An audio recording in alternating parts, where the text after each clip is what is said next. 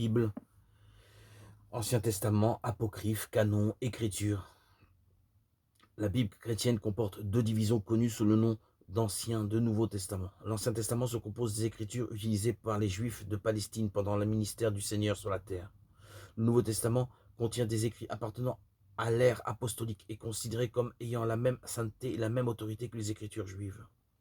Les livres de l'Ancien Testament sont tirés d'une littérature nationale couvrant de nombreux siècles et furent écrits presque entièrement en hébreu, tandis que les livres du Nouveau Testament sont l'œuvre d'une seule génération et furent écrits principalement en grec.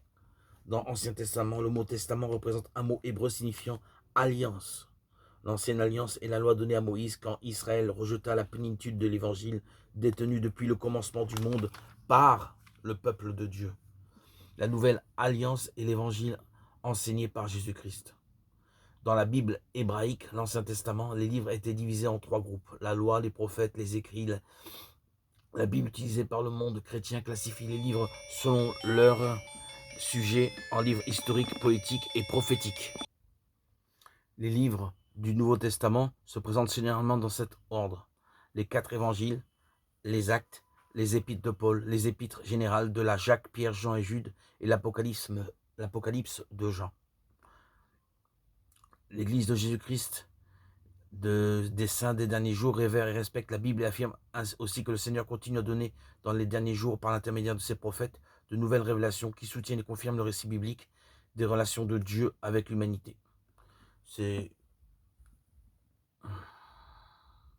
blasphème, blasphémer, voire péché impardonnable, profanation. Parler d'une manière irrespectueuse de Dieu ou des choses sacrées. Les Juifs accusèrent à plusieurs reprises le Christ de blasphémer parce qu'il prétendait au droit de pardonner les péchés.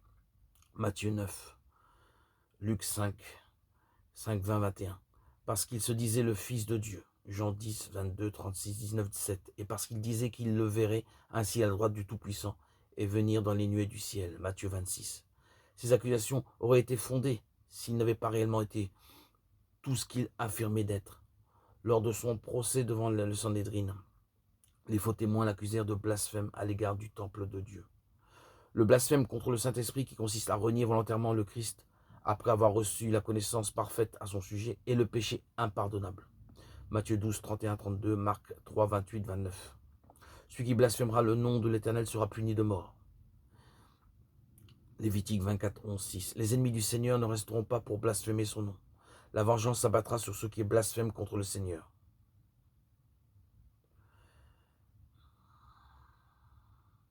Bon berger.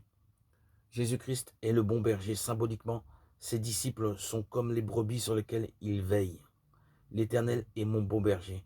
Psaume 23. Comme un berger, il paîtra son troupeau. Ainsi je ferai la revue de mes brebis. Je suis le bon berger. Jean 10, 14. Jésus est le grand pasteur des brebis. Hébreux 13, 20. Il compte ses brebis et il les connaît.